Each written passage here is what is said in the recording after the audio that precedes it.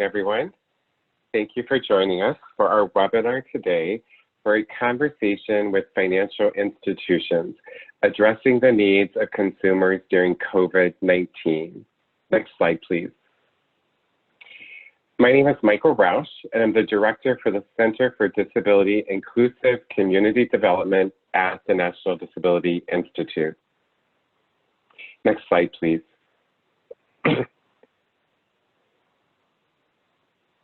Before we get started with our webinar, I do want to go over some housekeeping tips. Listening to the webinar. The audio for today's meeting can be accessed using computer audio or by calling in by phone. If you select computer audio, please make sure your speakers are turned on or your headphones are plugged in. If you do not have sound capabilities on your computer or prefer to listen by phone, dial 1-929-205-6099. The meeting code is 835-1814-2793. Next slide, please. Captioning. Real-time captioning is provided during this webinar. The captions can be found by clicking on the CC button in your Zoom controls excuse me, at the bottom of the screen. If you do not see the captions after clicking the button, please alert the host via the chat box. You may also view captions in your browser at streamtext.net/event=NDI. Next slide, please. Submitting questions. Please use the Q&A box to submit any questions you have during the webinar, and we will direct them accordingly. If your question is not answered during the webinar, or you're listening by phone and not logged in, you may email your questions to Hope Price at hprice@ndi-inc.org. Technical assistance. If you experience any technical difficulties during the webinar, please use the chat box to send a message to the NDI host or email Hope Price at hprice@ndi-inc.org.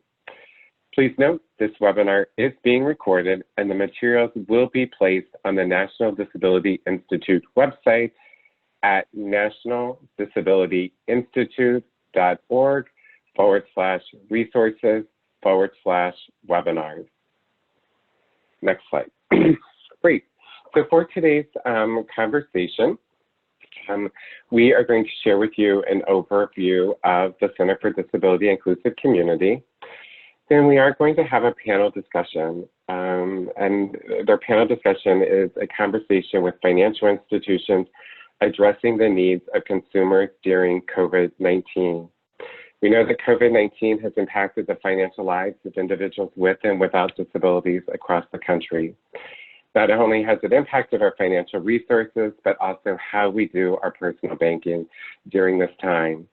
Financial institutions are providing resources and services to assist customers manage their financial well-being during the pandemic. So as we have our panel discussion, we're fortunate to have Denise Steele, Relationship Manager with JPMorgan Chase, Kathy Lovell, Senior Vice President with Regions Bank, and Kathy Kim, Director of Inclusive Capital at Inclusive.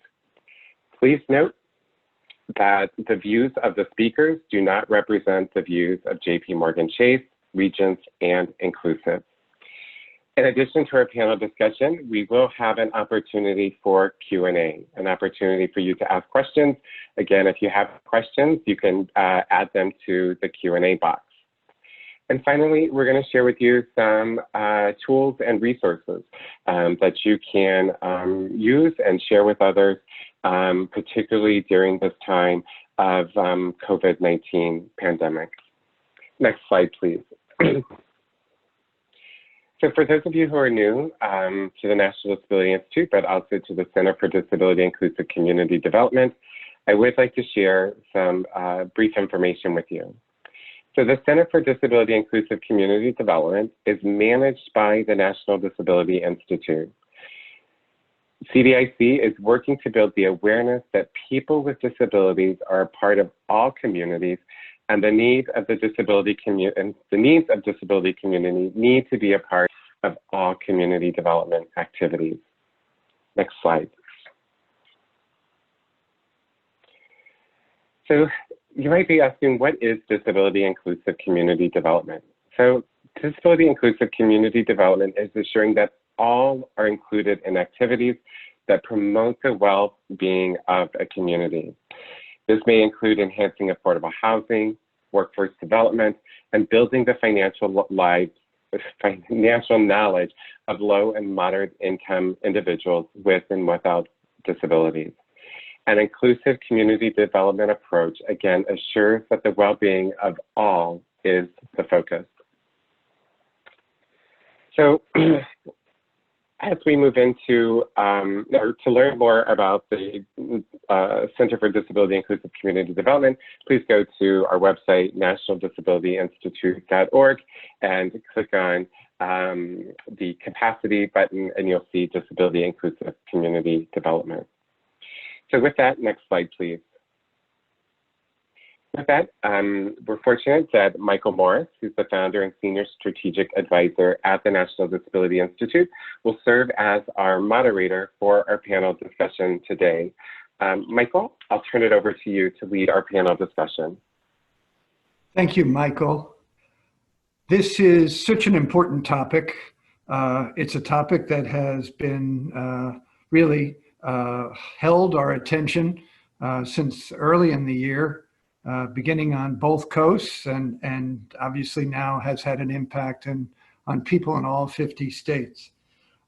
What began as a health crisis has also clearly impacted the number of people who have lost income, lost or been furloughed from their jobs, and what we have as well are significant financial hardship and financial insecurity.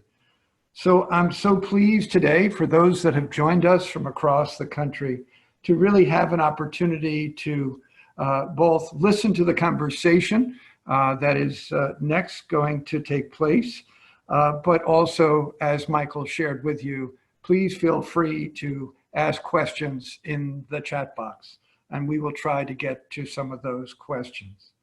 So let me begin with a few questions and start with Denise. And let's start with the question, what do you find is the greatest needs of consumers at the moment related to COVID-19 and financial well-being? Thank you, Michael. The number one concern is health and safety. Most individuals and households, including myself, that would probably be the number one concern. COVID-19, the COVID-19 pandemic is causing a financial strain for many families. It has rapidly transformed our everyday life, and access to goods and services has been a challenge as well. But I think it's important to know that we are here for our customers, employees, and the community in both good and bad times. As financial institutions, we are prepared for moments like this, and we'll use our resources and capital to support them.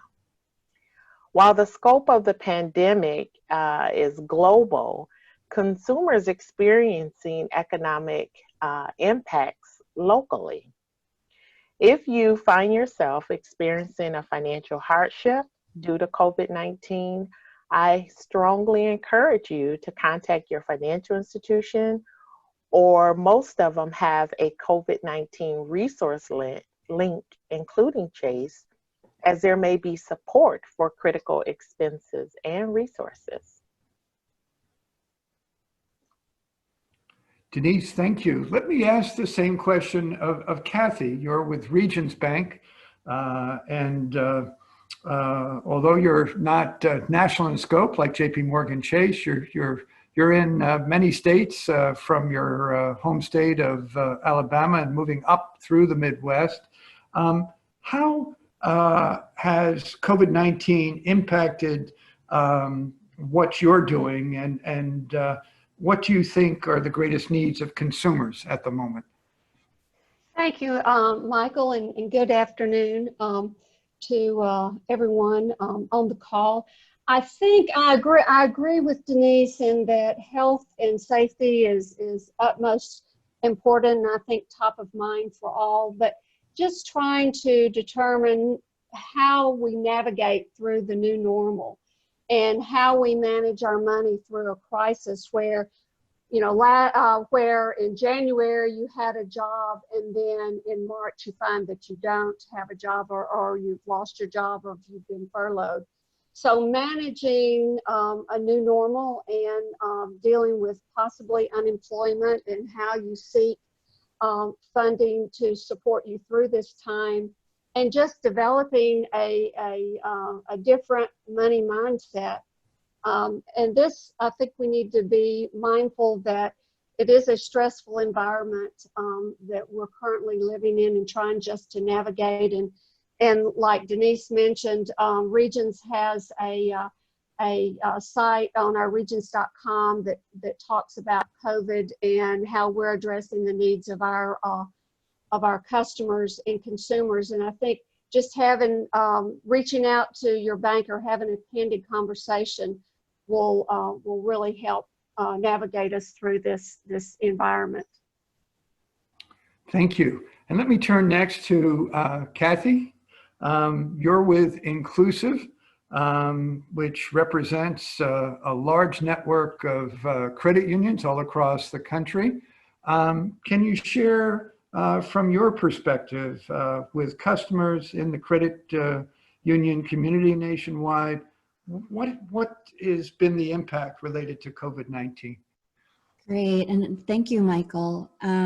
So at Inclusive, our network of community development credit unions have been focused on financial inclusion, specifically in low and moderate income and historically underserved communities. And as Denise and Kathy shared, the COVID pandemic is hitting everyone. And while this current health crisis is new, I think the disparate impacts that we're seeing and the gaps across income and race, unfortunately, are not. And so these evolving impacts of the public health crisis have increased pre-existing stresses across the systems, as well as the need for more equitable and inclusive solutions. We see that those that have already had low income and communities of color are experiencing higher rates of COVID infections, as well as financial stress. And so for us at Inclusive and for our network of 300 credit unions across the country, this is what we were designed to do. It's about intentionally reaching into the deepest parts of our community, to people that are already being underserved or otherwise vulnerable. And I think what's been on the forefront of everyone, in addition to what Denise and Kathy shared, is just really a sense of uncertainty, in addition to the fear around health and safety, and where do we go from here? And I think as financial institutions, and for us as community development financial institutions, it's about communicating the concern and shared purpose of looking out for the well-being of our members, our staff, as well as the community, and letting them know that we're here for them, not just to provide financial transactions, but to be a partner in working with them and their families and building healthier economic communities where we can all thrive. Thank you, Kathy. Let me go to a second question and start with Kathy Lovell. Can you give a specific example, or perhaps more than one, on how Regions Bank is made changes, or particularly to try to address the needs of consumers during the pandemic? Thank you, Michael. As COVID-19 continues to impact the daily lives and finances of Regions Next Step has developed a large collective of resources to address financial education and guidance to customers, associates, and people within the community that we serve during the pandemic. And Regions Next Step offers free digital tools and resources designed to help people learn money management skills and break down financial targets. Also establish goals and manage your money as far as actionable steps. And with this program, we have put a lot of emphasis on financial wellness, because that's having financial wellness is a state of being independent and making your own decisions. And we have educated more than 1 million folks across Region's 15-state footprint. But once again, knowing that it's free, it's a free tool. And so what I would like to do is just walk through high level several of the collections or resources within Regions. First, we have what we call our money management insights. These are articles that are written on numerous topics such as budgeting, losing a job and where do you go from there, unexpected medical expenses, which I'm sure all can experience or have experience with that.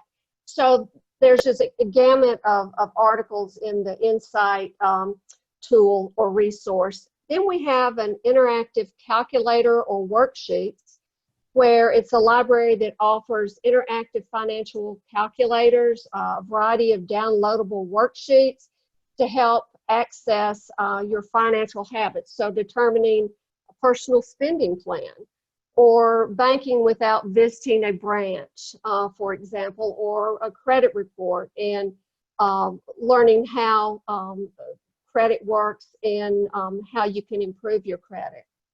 One of the other tools that we have that we're super excited about is a Scholastic virtual learning tool, where we're managing or working with children, kindergarten through 8th grade, and the kids learn the value of smart money, making wise decisions, and learning how to interact with their family members through games, fun lesson plans, and downloadable activity sheets. So once again, starting the education process of financial wellness early in a child's life. We've also partnered with EverFi, which is an organization that we have teamed up with to educate and provide over 20 digital courses, no cost to the consumer, K through 12 students across our footprint. We've incorporated podcasts. They're quick educational podcasts to give guidance and advice on helping one work through various unique financial goals, such as budgeting, home ownership 101, avoiding bank fraud, which is extremely important in this environment. And then last but not least, we have Regions webinar series that we're actually, we like to host them in person, but because of the COVID environment, we're offering them digitally, and we're changing them up each week. One topic, 1 week it's managing your money. One is how to bank without visiting a branch. And the last one, your credit report. All these are hosted in June, July, and August. As I mentioned, we hope to resume in-person training once we're allowed to do so. We also have our financial wellness managers that are helping facilitate this training. And then we also have introduced an ambassador program that has taken a deeper dive for in-person training. So we really value the importance of financial education from all aspects, young and depending on, you know, the stage you find yourself in life. Thank you, Kathy. That's a wonderful set of resources I hope people will look into. Let me ask a similar question to Kathy Kim. With your credit union community of primarily serving low moderate income individuals nationwide, what are some of the ways you're addressing specifically the needs of consumers during this pandemic? Is it are there a change in some of the products or services? What kinds of things are you doing? Sure. Thanks, Michael. And I think this is where, having that strong sense of mission and purpose has been really helpful to our network of community development credit unions and being responsive to the needs of their communities.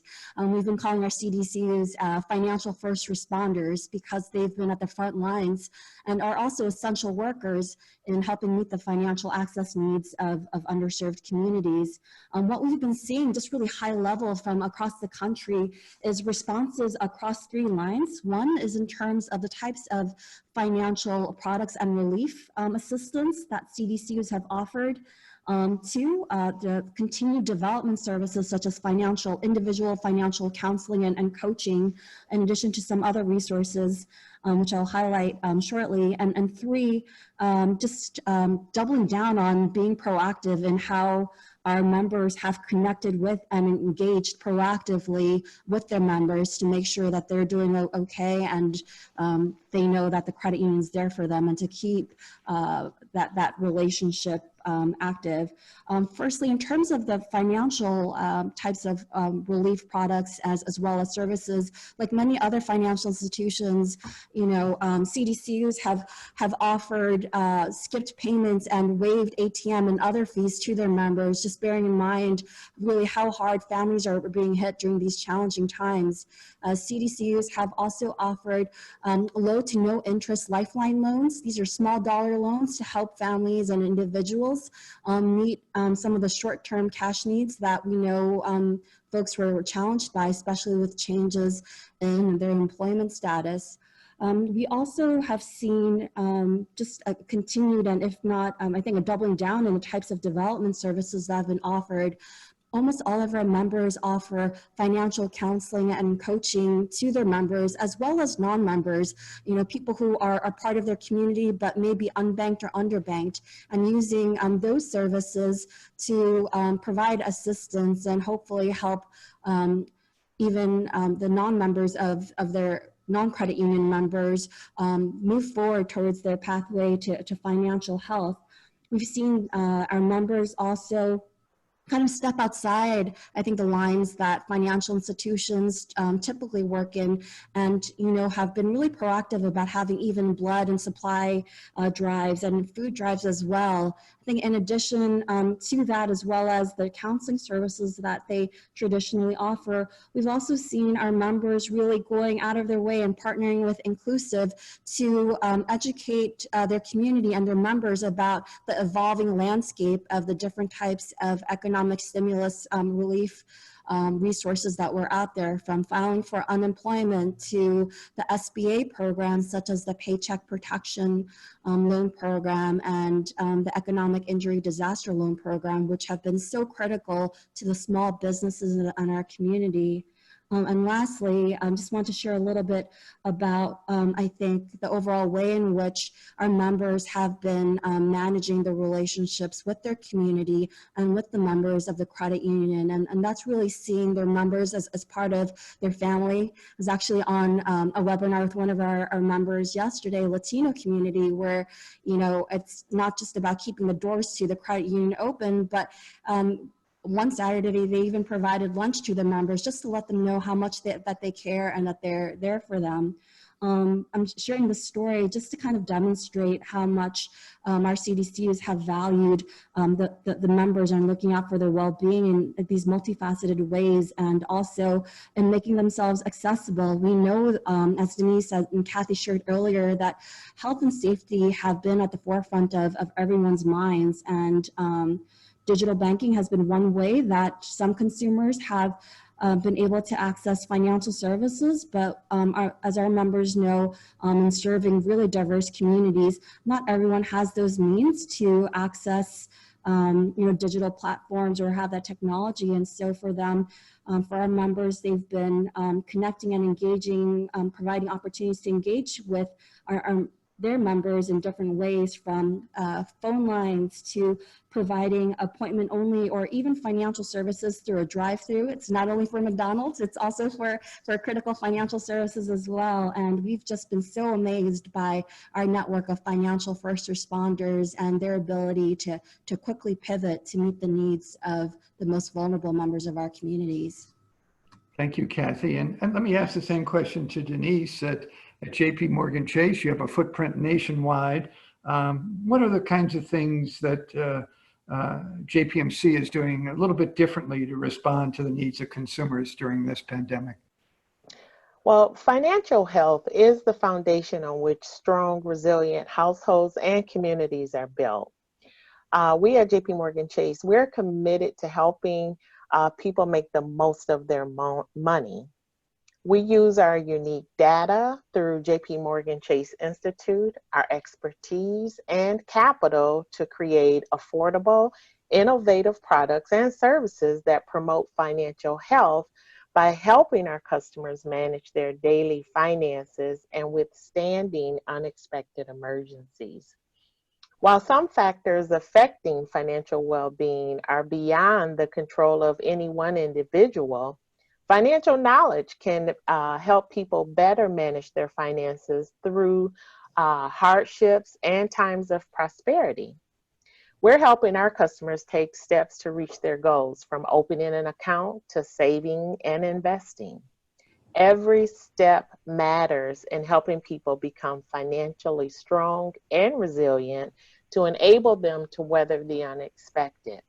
Some of our resources include our Chase Budget Builder tool, where users can create a budget in real time based on their monthly income and expenses that they input into the system. This tool provides a spending summary for users to see how their monthly expenses add up compared to their income. It also allows them to take a close look at their expenses, identify items that can be eliminated or even reduced. Another one of our resources that I really like is our Chase Credit Journey, where consumers can check their Vantage 3.0 credit score by TransUnion for free. And with everything that's going on, including the pandemic, identity theft is still at an all-time high.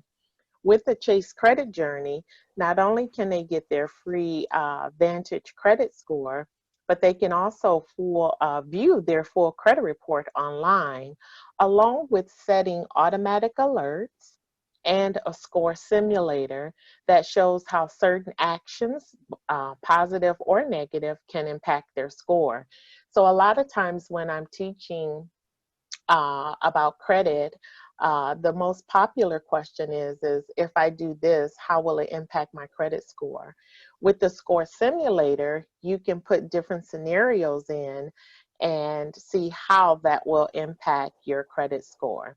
And again, both of these resources are free to both Chase and non-Chase customers.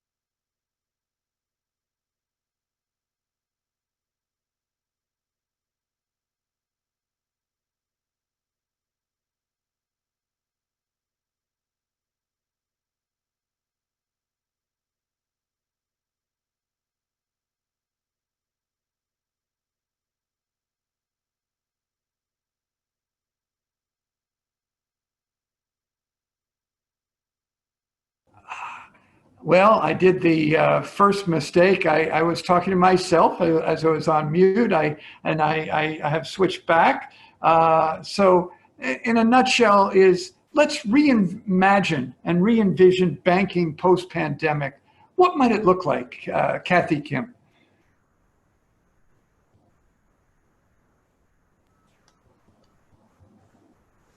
Great. Thanks, Michael. I think for us, there are definitely a lot of conversations around technology and whether cash will still be used. I think from our conversations with partners and what we've been seeing in spite of the pandemic is just record growth in shares as well as membership in credit unions. And what we're hearing, especially in response to previous challenges, especially small business owners and communities of color have had in accessing the PPP program, is just really how much community development centered institutions matter and how much social justice and values matter to consumers, as well as to not only because of their personal interests in social justice, but really when it comes to accessibility and to the lifeline of capital and helping keep small businesses alive during these challenging times. And so what we're hearing and seeing across the country is just a surge and an interest in mission-oriented financial institutions and those that have a specific social justice mission. What we saw with the Paycheck Protection Program, just to share a little bit of data, is that how important these community development financial institutions like credit unions and minority designated institutions were to making sure that the capital and the economic stimulus resources were reaching out into low income and communities of color. For example, in the 2 phases of the Paycheck Protection Loan Program, in the first program, the average loan size was about $209,000, and we know that a lot of small businesses, especially those that are led in communities of color, were not able to participate in the first phase of the program. But in the second phase, after some advocacy and specific allocations for community development financial institutions and minority designated institutions like many of our community development credit unions, we actually saw the average loan size go down to $79,000. And what that reflected was just really how much more deeply into the community the capital was going because of these community development centered institutions. And so I think one of the many changes we're going to see is just really a growth and an increase in continued interest in these community development centered financial institutions.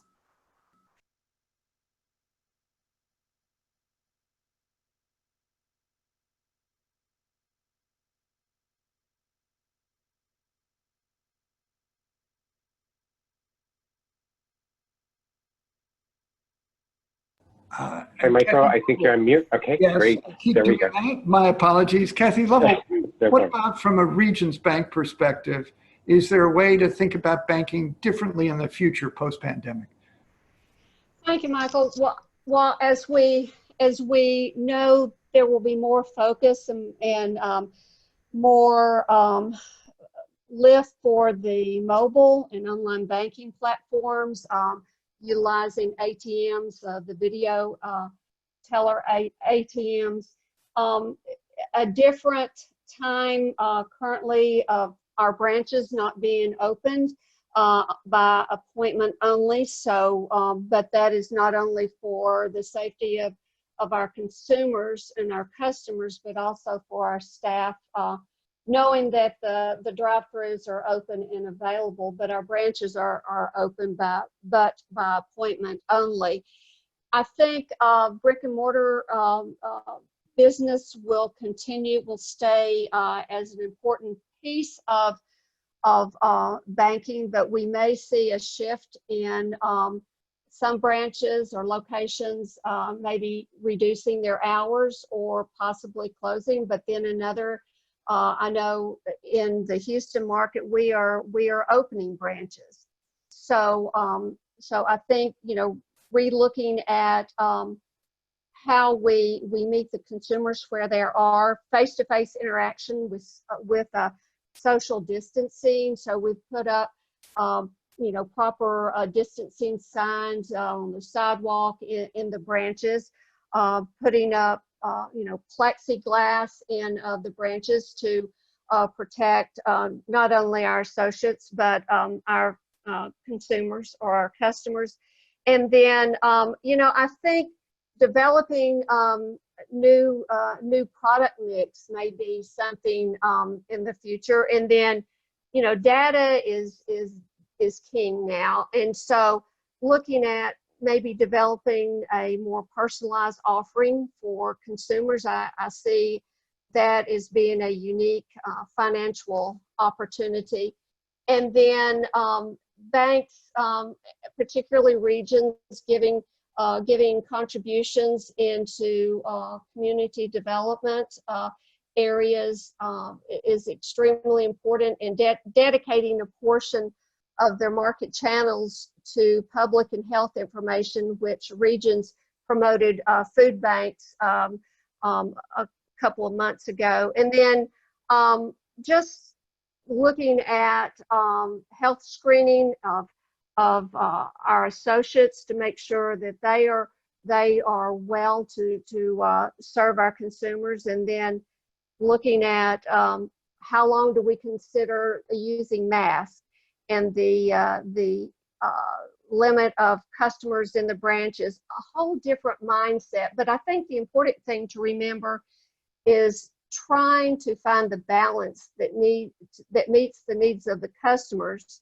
during the pandemic, during COVID, and in the future, while protecting the health and welfare of every individual that we serve, along with our associates. So finding that balance and determining what the new normal is. And I'm sure things will continue to evolve, but just, you know, just looking at ways that we can make the banking experience a safe and helpful way to meet the needs of our consumers and customers. Thank you, Kathy. Let me go back to Denise. And I know all three of our panelists, a core part of your work is being a part of the communities that you're in.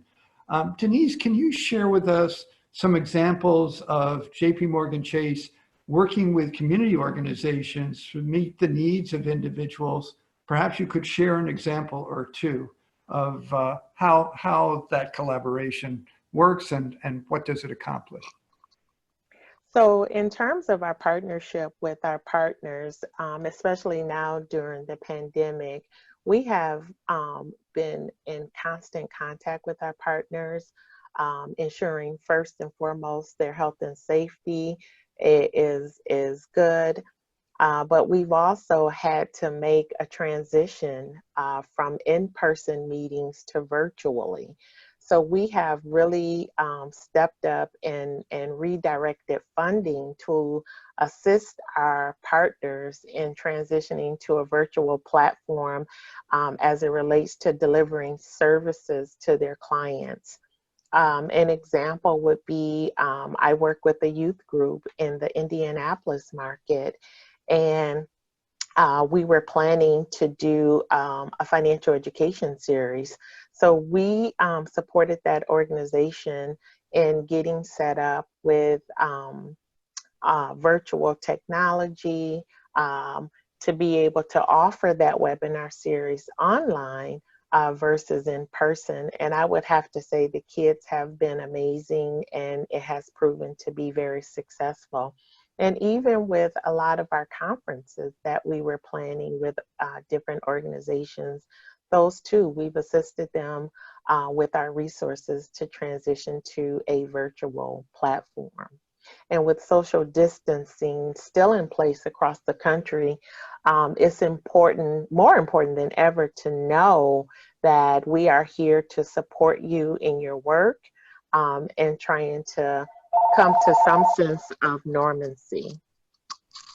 Okay, thank you, Denise. And Kathy, again, from a region's perspective, what may be an example of you working with a community organization to meet the needs of people, particularly with disabilities? Sure. Three main focuses for support includes economic and community development, financial wellness, and workforce readiness. And based on working and developing partnerships across our 15-state footprint, which I cover, I have a couple of examples. In 2012, we started working with CareQuad, which is a center for independent living in the St. Louis market. And I actually have the privilege of serving on their board. And we funded a project with Paraquad and Launch Code, which what they are doing is they are training some consumers with that are part of the Paraquad consumer base, providing training for coding for students with disabilities. And the first class will actually graduate next month, which I'm very excited about. And then they will be placed in an apprenticeship. So it's all about employment, which will create empowerment for these students. The next example I would like to give is in Indianapolis. Back in 2014, we established a working relationship with the Indiana School for the Blind and Visually Impaired, but due to COVID-19, there was really a funding need to support full and appropriate technology for their students and families during the e-learning environment. So we wanted to make sure that the adaptive technology was appropriate and suitable for their students. So we have provided support and have had a lot of positive feedback from the family members as well as the students. And then the last example, Options, which is in Hammond, Louisiana. We have provided, it's a nonprofit providing vocational programs and employment opportunities for people with disabilities. And our original funding was to provide transportation to support the program and the vocational program. However, with COVID, they needed to redirect their dollars to support a more pressing need, and that was to support their staff members who deliver personal care to over 75 participants, including 24 who actually live on within 4 of their community homes. So those are just several examples of how we have partnered with community leaders and have listened to the needs and concerns and are giving support where it's needed within the community. Thank you, Kathy. And let me go to the other Kathy. And looking at some of what's come in the chat room, maybe I can just slightly alter the question. Maybe you can give an example of working with community organizations to respond to the needs of people with disabilities. But what's coming up in the chat room are people wondering when they have challenges of accessibility with financial services. It appears particularly some of the questions are about people trying to gain access online.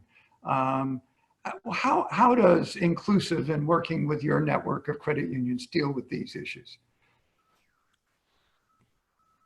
Sure, thanks Michael for the question. Maybe I'll start with the last question, which was with regards to challenges of accessibility and accessing accounts online.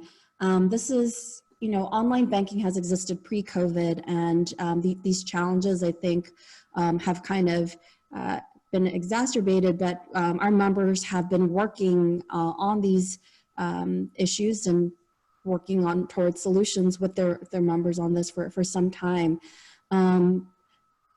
The way, I think the philosophy that CDCs share is meeting members where they are. And while they offer online banking and digital access, that is not the only means, not even during the pandemic.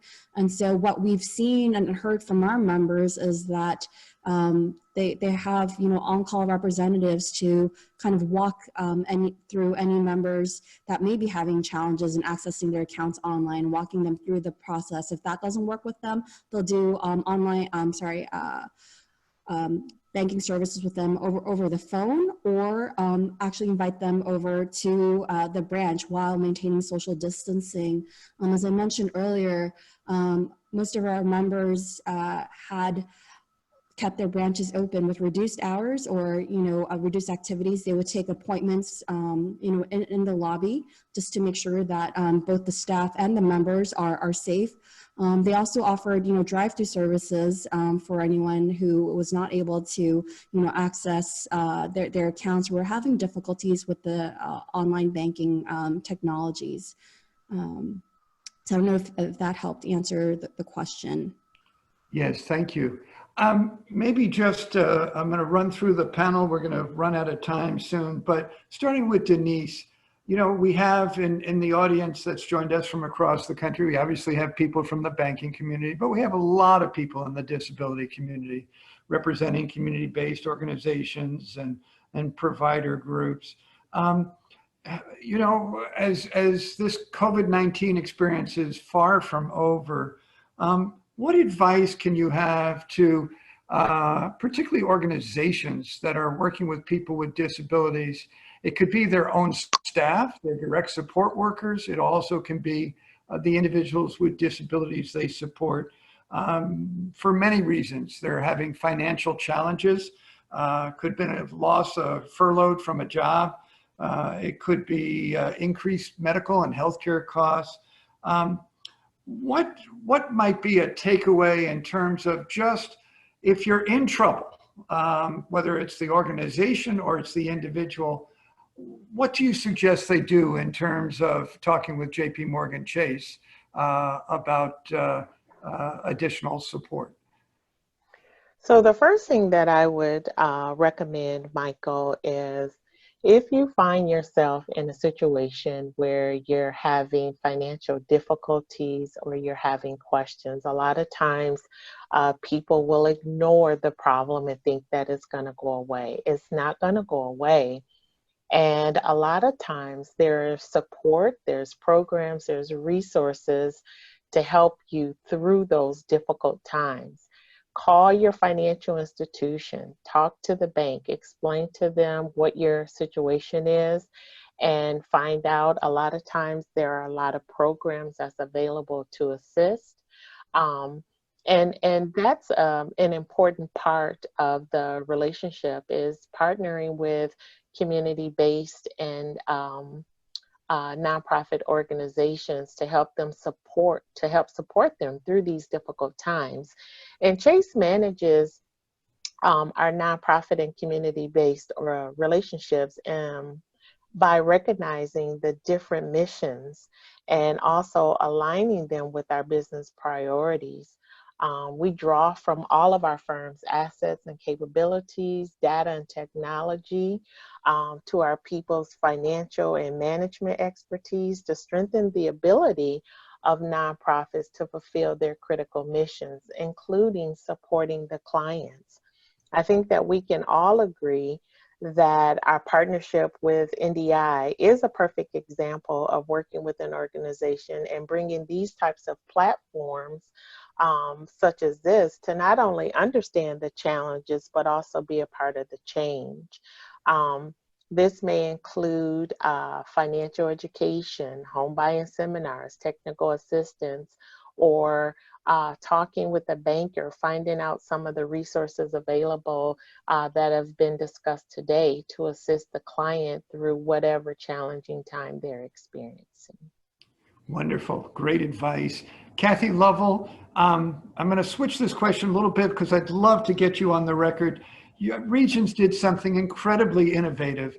There's a tremendously growing population of people with autism, and you made sure that in your bank branches, increased sensitivity to that type of customer or a person on the autism spectrum. Can you just in a nutshell, just share a little bit about that?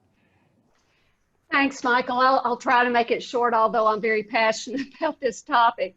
But it was based on, once again, a relationship with an organization in Birmingham, the Autism Society of Alabama. And I had developed this relationship, and they approached us back in 2016 to see if we would be interested in becoming an autism-friendly bank. I went through the proper channels with leadership, all supported this initiative. And so the components, because what we wanted to do is we wanted to make sure that it was an effective program. We worked side by side with the Autism Society of Alabama, and the components we provided additional awareness training for our associates. It's not one that will prevent an episode from occurring, but will be a little bit better equipped if a episode should occur. We provided a quiet room or quiet zone in each one of our branch locations. It may be a vacant office, it may be a conference room. And then in each one of our branch locations, we have what we call a sensory pack. And within that pack, a pair of sunglasses, a stress ball, and earbuds, because all three items have proven to be effective in the event an episode should occur. And I'm very excited about this initiative to continue on the work in this field. Is that myself and another associate, Cecilia Bailey, in the Atlanta market, we have worked with a nonprofit that works in this space to develop a financial education module that is geared towards individuals on the spectrum being more engaged and not so much of a lecture type of approach. And we're in the process of beta testing these two modules, and hopefully we'll have them released in the near future. But I'm super excited about this initiative. Thank you, Kathy, for sharing that. And let me go to the other Kathy with the inclusive. Again, you're all about partnerships with community organizations. Any specific advice on community groups in the disability space, how to sit down and work more closely with their credit union in their community? Sure. Thanks, Michael. And Denise and Kathy for sharing all those innovative initiatives you and your teams have been working on. I was taking notes. I love it.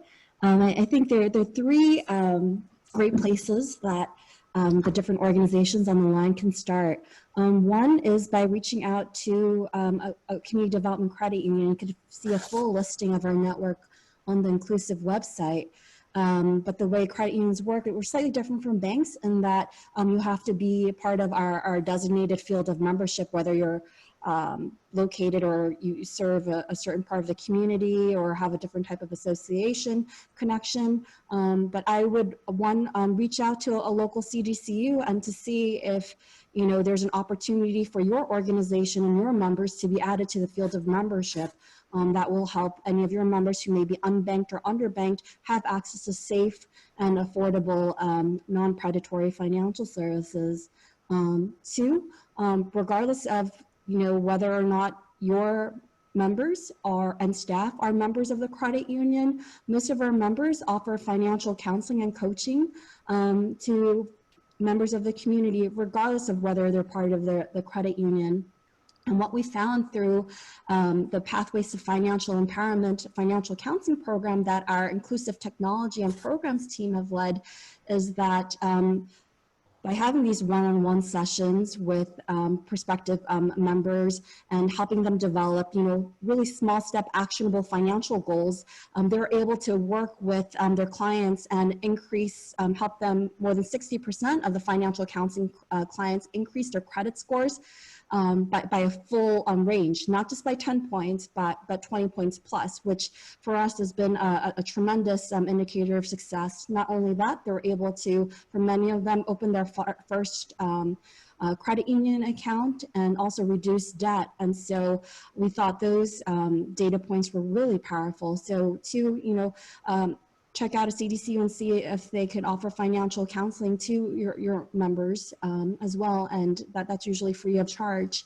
Lastly, and what I'm really excited to share is just some stories about how the inclusive network of credit unions have engaged in working with local community organizations and those that serve the disabled community. One of our members, and I know we're short on time, I'll just share a story from Point West Credit Union, which is based out in Portland, Oregon, and they work with over a dozen community partners throughout the city. One partner is Metropolitan Family Service, which is the lender of choice for a program called Ways to Work. Inclusive is based in New York, but we are fully aware that in this country, in most parts of this country, you need your own means of transportation in order to have job security because of the lack of, public transportation infrastructure. And so this is more of a challenge, especially for families of modest means, either low income or if they have no credit or perhaps, have non-prime credit scores. And so one of the ways in which CDCUs have partnered with local organizations has been through co-creating and designing actual loan products where they're able to design a non-predatory loan product, such as adaptive technology vehicle loans for members of the disabled community. We know that those are often very expensive and will come at high interest rates, but to do that at very affordable rates and to work with a community partner to also provide the development services as well in order to really serve their clients well and help them towards their move forward towards their pathway to financial health and independence.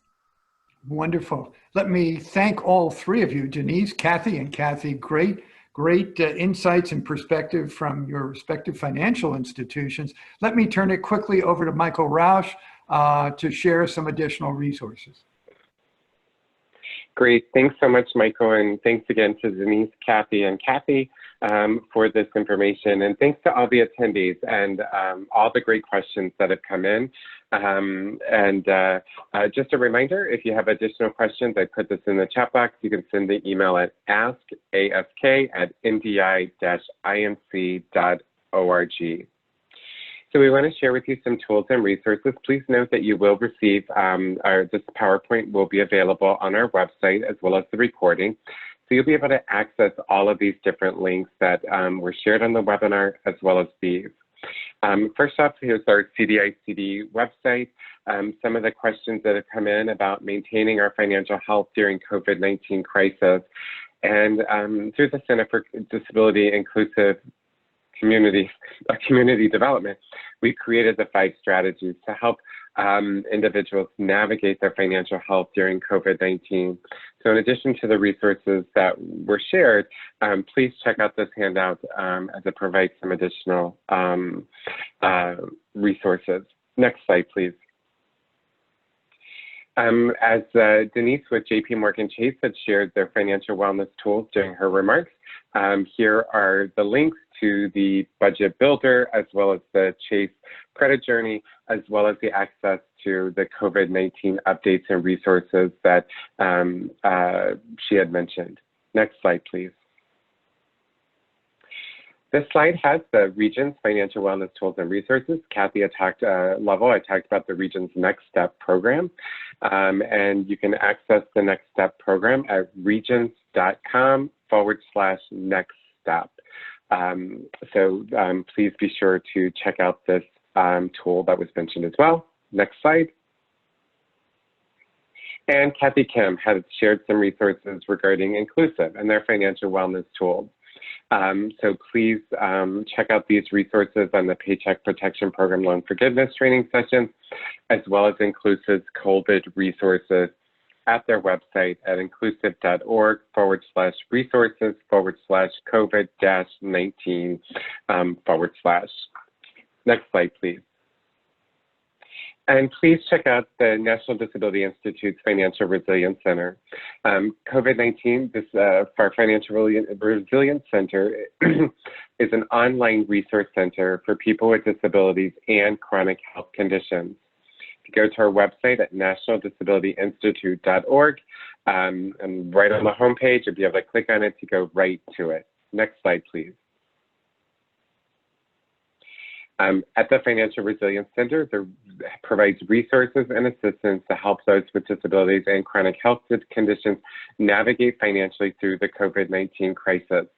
As you go to the website, in addition to different questions being answered, you also will have the opportunity to access a free online financial education program, as well as have the opportunity to speak with a financial counselor free of charge during this time to discuss conversations about our spending plans, how to navigate our finances during COVID-19.